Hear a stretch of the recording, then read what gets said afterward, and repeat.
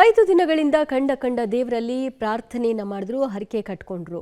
ಹೋದಲ್ಲಿ ಬಂದಲ್ಲಿ ನಿಂತಲ್ಲಿ ಕುಂತಲ್ಲಿ ಎಲ್ಲರದ್ದು ಒಂದೇ ಆಗಿತ್ತು, ಜೀವ ಉಳಿದು ಬರಲಿ ಅಂತ. ಅಯ್ಯಪ್ಪ ಮಾಲಾಧಾರಿಗಳು ಸಿಲಿಂಡರ್ ಸ್ಫೋಟದಿಂದಾಗಿ 9 ಮಂದಿಯ ಪೈಕಿ 4ರ ಸಂಖ್ಯೆ ಏರಿಕೆಯಾಗಿದೆ. ಮೃತರಾಗಿರೋರು ಕೊನೆಗೂ ಅಯ್ಯಪ್ಪ ಕರುಣೆ ತೋರಲೇ ಇಲ್ಲ.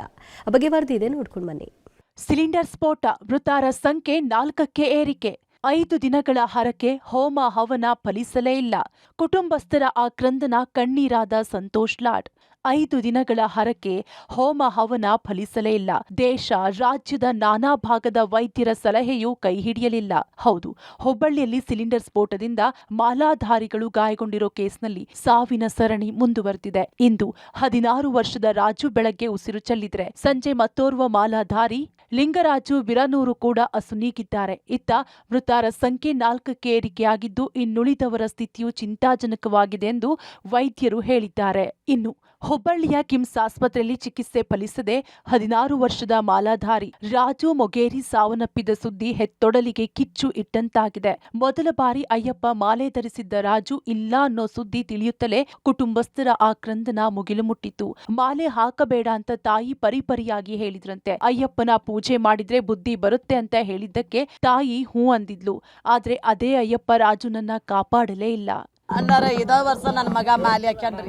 ಆಕೆನು ಅಂತ ನಮ್ಮ ಅವ್ರ ಏನಂದ್ರ ನಾ ಬ್ಯಾಡ ಅಂತಂದ್ಯಾರಿ. ಅನ್ನತ್ತೆ ನಮ್ಮ ಅವ್ರ ಏನಂದ್ರ ಹಂಗ ತೊಂದ್ರೆ ಮಾಡಬಾರ್ದು, ದೇವ್ರ ಕೆಲ್ಸಕ್ಕೆ ದೇವ್ರ ಹಂಗ ಇಲ್ಲವಾ ಅಂತಂದ್ರಿ. ಆಗ್ಲಿ ಅಂತೇಳಿ ನಾನು ಏನ್ ಮಾಡಿದೆ, ಆಗ್ಲಿ ಬಿಡ್ರಿ ಸ್ವಾಮಿಯರ ಹಾಕ್ರಿ ಅಂದಿ. ಶನಿವಾರ ಹಾಕಂತ ನಾನು ನಮ್ಮ ಅಣ್ಣನ ಮಗ ಅಂದ್ರಿ. ಇಲ್ರಿ ನಾ ಬುಧವಾರ ಹಾಕವ್ ನಮ್ಮ ಮಾಲಿ, ನಾನು ಅಯ್ಯಪ್ಪನ ರಥಕ್ಕೆ ಹೋಗ್ತೇನ್ರಿ. ನಾನು ಅಯ್ಯಪ್ಪನ ರಥಕ್ಕೆ ಹೋದ್ರ ನನ್ನ ಮಗ ಇನ್ನ ಶಾನೆ ಆಕೇತಿ, ಬುದ್ಧಿವಂತಕ್ಕೆ ನಾಳೆ ನನ್ನ ಮಗ ದೇವ್ರು ಚಲೋ ರೀತಿ ಬರ್ತಾನ ಅಯ್ಯಪ್ಪನ ರಥ ಮಾಡಿದಕ್ಕ ಅಂತೇಳಿ ಹ್ಞೂ ಅಂದ್ರಿ. 1.5 ತಿಂಗಳಾತ್ ನೋಡ್ರಿ ಮಾಲಿ ಹಾಕಿ ಅಯ್ಯಪ್ಪನ ಅಣ್ಣಾರ ನನ್ನ ಮಗ. ಇನ್ನು ರಾಜುವಿನ ಸಾವಿನ ಸುದ್ದಿ ತಿಳಿದ ಜಿಲ್ಲಾ ಉಸ್ತುವಾರಿ ಸಚಿವ ಸಂತೋಷ್ ಲಾಡ್ ಕೂಡ ಬಿಕ್ಕಿ ಹತ್ತಿದ್ದಾರೆ. ವೈದ್ಯರು ಎಷ್ಟೇ ಪ್ರಯತ್ನ ಪಟ್ಟರು ಮಾಲಾಧಾರಿಗಳನ್ನ ಉಳಿಸಿಕೊಳ್ಳಲು ಆಗ್ಲಿಲ್ಲ ಎಂದು ಭಾವುಕರಾದರು. ಆಸ್ಪತ್ರೆಗೆ ಭೇಟಿ ನೀಡಿದ್ದ ಲಾಡ್ ಹಾಗೂ ಶಾಸಕ ಮಹೇಶ್ ತೆಂಗಿನಕಾಯಿ ಮೃತರ ಕುಟುಂಬಕ್ಕೆ ಸಾಂತ್ವನ ಹೇಳಿದ್ರು. ರಾಜು ಅನ್ನೋರು ಸುಮಾರು 15-16 ವರ್ಷ ಹುಡುಗ. ಇವತ್ತು ಅವನನ್ನು ಕೂಡ ನಾವು ಕಳ್ಕೊಂಡಿದ್ದೇವೆ. ಪ್ರಾಮಾಣಿಕವಾಗಿ ಪ್ರಯತ್ನ ಮಾಡಿದ್ದೀವಿ. ಬಿಕಾಸ್ ಈ ಬೋಂಟ್ ಇರ್ತಕ್ಕಂಥದ್ದೇ 70%, 80%, 90% ಬೋಂಟ್ ಆಗಿ ಬಂದ ನಂತರ ನಮ್ಮ ಕಿಮ್ಸ್ ಸಂಸ್ಥೆಯು ಆಮೇಲೆ ಭಾಳಷ್ಟು ಎಕ್ಸ್ಪರ್ಟ್ಗಳು ಕರೆಸಿದ್ದೀವಿ, ಪ್ರಯತ್ನವನ್ನು ಮಾಡಿದ್ದೀವಿ. ಇವತ್ತು ಅವನ್ನ ಕಳ್ಕೊಂಡಿದ್ದೀವಿ. ಆ ಫ್ಯಾಮಿಲಿಗೆ ಆ ದೇವರು ಎದುರಿಸ್ತಕ್ಕಂಥ ಶಕ್ತಿ ಕೊಡಲಿ ಅಂತ ತಮ್ಮ ಮುಖಾಂತರ ಭಗವಂತನಲ್ಲಿ ಪ್ರಾರ್ಥನೆ ಮಾಡ್ತೀವಿ. ತಾಯಿಗೆ ವಿಶೇಷವಾಗಿ ಮುಂದೆ ನಮ್ಮ ಕಡೆಯಿಂದ ಏನಾಗುತ್ತೆ ಸರ್ಕಾರ ವತಿಯಿಂದ ಅಥವಾ ನಮ್ಮ ಏನು ಸಹಾಯ ಮಾಡ್ಬೋದು ಅಂತೇಳಿ ನಾವು DC ಅವ್ರು ಮಾತನಾಡ್ತಿದ್ದೀವಿ. ಇದೊಂದೇ ಅಲ್ಲ, ಎಲ್ಲ DCs ಯಾವ ರೀತಿ ಅನಾನುಕೂಲ ಆಗಿದೆ ಅವರಿಗಿಂತ ಒಂದು ಕಾರಣದಿಂದ ಅವ್ರ ಫ್ಯಾಮಿಲಿಗೆ ಏನನ್ನ ಒಂದು ಸ್ವಲ್ಪ ಅನುಕೂಲ ಆಗ್ತಕ್ಕಂಥ ಕೆಲಸ ನಾವು ಮಾಡ್ಲಿಕ್ಕೆ ಪ್ರಯತ್ನ ಮಾಡ್ತೀವಿ ಅಂತ ಈ ಸಂದರ್ಭ ಕೇಳಲಿಕ್ಕೆ ಇಚ್ಛೆ ಬಯಸ್ತೀವಿ. ಇನ್ನು ಸಂಜೆ ಸಾವನ್ನಪ್ಪಿದ ಲಿಂಗರಾಜು KLE ಸಂಸ್ಥೆಯಲ್ಲಿ ಅಟೆಂಡರ್ ಆಗಿ ಕೆಲಸ ಮಾಡ್ತಿದ್ದ. ತಂದೆ ನಿಧನರಾದ ಹಿನ್ನೆಲೆ ಅವರ ಕೆಲಸವನ್ನ ಮಗನಿಗೆ ನೀಡಲಾಗಿತ್ತು. ಮನೆಗೆ ಆಧಾರ ಸ್ತಂಭವಾಗಿದ್ದ ಮಗ ಇನ್ನಿಲ್ಲ ಅನ್ನೋದು ಕುಟುಂಬಕ್ಕೆ ಬರಸಿಡಿಲು ಬಡಿದಂತಾಗಿದೆ.